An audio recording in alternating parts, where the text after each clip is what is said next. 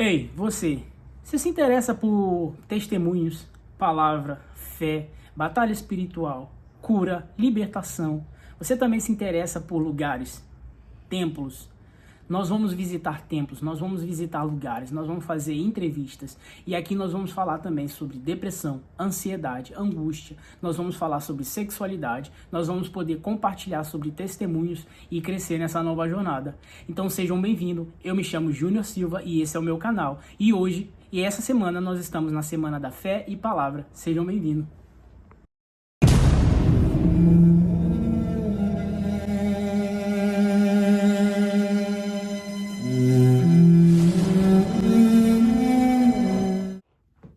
Bom dia, meus queridos, boa noite, meu querido. Eu não sei de onde você está assistindo essa palavra hoje, eu não sei se é de manhã ou é de noite, se você está no Brasil, se estiver na Austrália. Seja bem-vindo, se você está aqui pela primeira vez, seja bem-vindo. Esse é o meu canal, onde eu converso sobre fé, palavra, cura, libertação, palavra espiritual, sobre toda a vida cristã em si. E a gente está na Semana da Fé e da Palavra. E eu postei um vídeo anterior que falava sobre a cura do filho de um oficial. E hoje eu queria levar vocês de novo para João, para a gente dar continuidade na Semana da Fé e Palavra. E eu gostaria de levar vocês a João 9.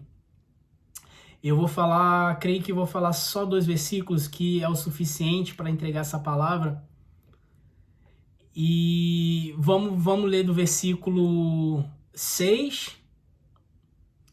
Não, vamos ler do versículo 3 ao 7. E a palavra do Senhor diz assim: nem uma coisa nem outra, disse Jesus, mas para nele se manifestar o poder de Deus. Temos todos de fazer as obras daquele que me enviou enquanto é dia. A noite desce e todo o trabalho cessa. Enquanto estiver aqui neste mundo, sou a luz do mundo. Então cuspiu no chão e, fazendo lama com saliva, espalhou-se sobre os olhos do cego e disse-lhe: vai, lava-te ao tanque de Siloé, que significa enviado. Um homem assim fez e, depois de lavar, voltou vendo. Olha que maravilha, imagina a gente presenciar uma cura assim tão maravilhosa na nossa frente, né? E eu creio que um dia eu ainda vou ver um milagre desse acontecer. Quem sabe você que estiver me assistindo hoje não seja você que esteja esperando por esse milagre na sua vida. E eu creio que isso pode acontecer e vai acontecer se a tua fé for grande para receber isso. E essa palavra me faz refletir sobre quando Deus dá uma ordenância para a gente, né? Quando Deus ele dá um direcionamento. Você vê que na palavra ele diz assim: vai, vai e se lava. Ele começa com o verbo vai. Então, muitas das vezes a gente recebe essa palavra, né? Vai, mas a gente tem medo de ir por não... Vamos supor que a gente... Vamos lá. Vamos trazer para a realidade essa palavra, até mesmo o tempo que ela aconteceu, né? Vamos supor que hoje a gente está cego. Vamos supor que... Vou dar esse exemplo da minha vida. Vamos supor que hoje eu sou cego.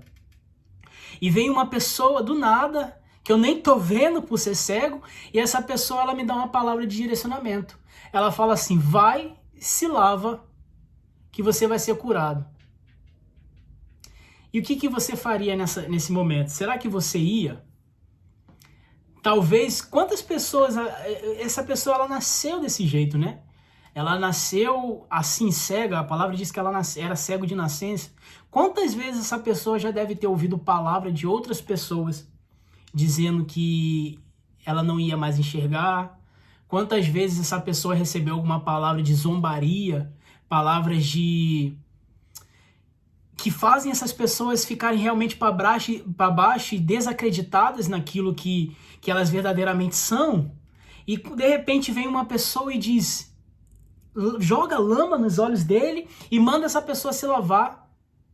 A esperança que aquele rapaz depositou nessa palavra, isso mostra a gente a sede e a vontade que aquela pessoa tinha de ser curada.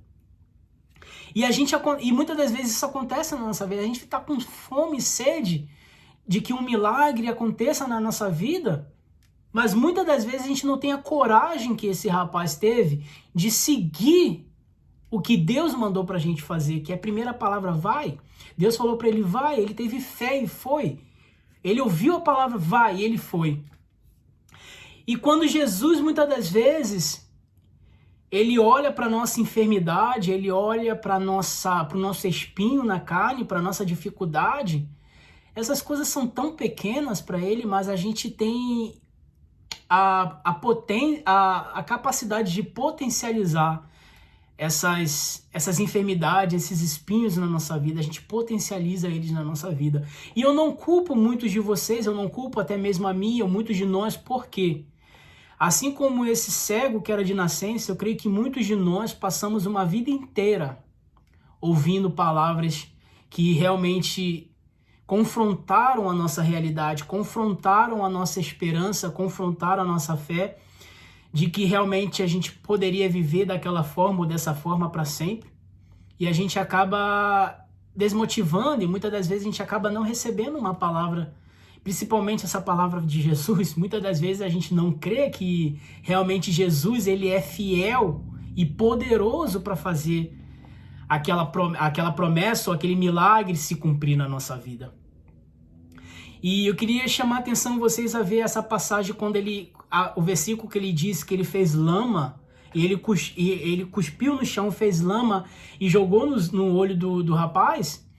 É literalmente Jesus dizendo, o que você tem, eu desdenho. Quando ele cospe, o que é cuspir? Quando você cospe, você tá tirando algo que você, ou por exemplo, você tá com nojo de algo, ou você está desdenhando algo, ou você comeu algo e cuspiu porque você não gostou, ou você falou, esse negócio é muito ruim, eu desdenho isso. É literalmente isso. Quando Jesus pega e cospe no chão, ele está desdenhando a enfermidade daquele rapaz. Ele está literalmente dizendo, ei, o que você tem, essa enfermidade que tanto te assolou, essa enfermidade que tanto assombrou a tua vida, que tanto te oprimiu, que tanto te deixou depressivo, essa enfermidade que você tem, eu estou desdenhando. Eu estou cuspindo nela. E ele vai, faz a lama, bota no olho do rapaz. Cara, que incrível é isso, cara. Que incrível é você ver que olha a tranquilidade, olha é poderoso ver a maneira que Deus age quando ele opera algum milagre, sabe? Você vê a confiança que ele deposita naquilo. E muitas das vezes eu também não tiro a nossa imaturidade na mente, né? Porque nós somos humanos, nós somos muito limitados em compreender as grandezas de Deus. Mas essa palavra faz refletir o quanto Deus, muitas das vezes, ele olha para os nossos espinhos, para as nossas dificuldades, e ele fala, meu filho, quão pequeno é essa dificuldade que você está passando, você só precisa ter fé e crer em mim. Porque eu sou grande e poderoso para fazer o milagre acontecer na tua vida. Mas muitas das vezes a gente não acredita, mas tudo bem. A fé desse rapaz, no caso, ele acreditou nisso. Ele acreditou que aquilo poderia ser real.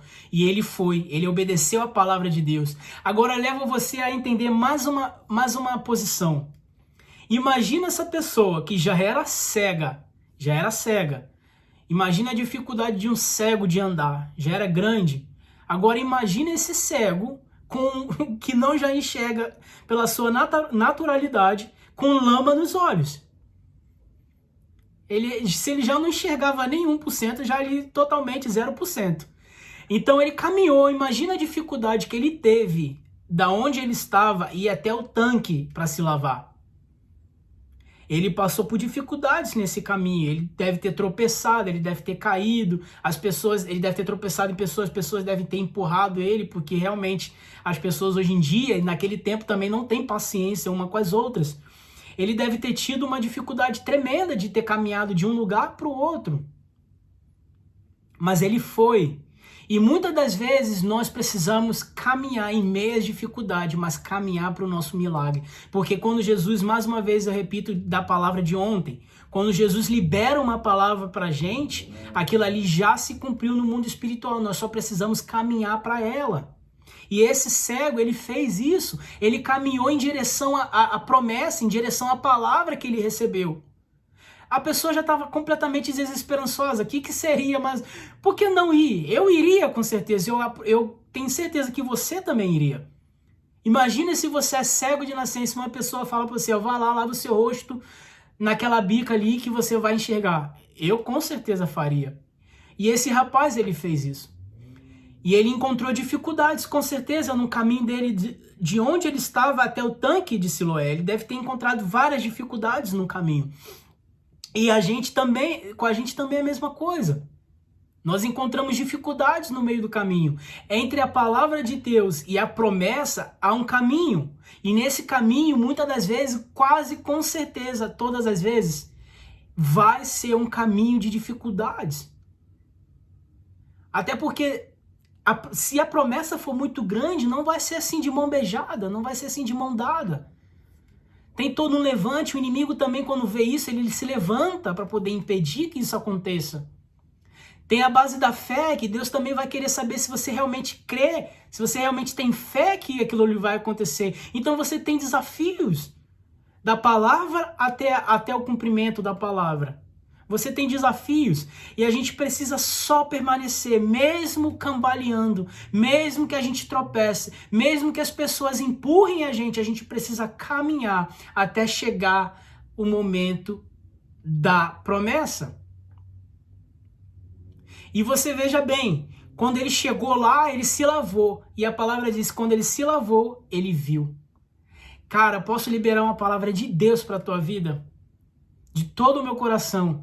Tem coisas na sua vida que Deus já liberou, que já se cumpriu, mas você precisa só se lavar.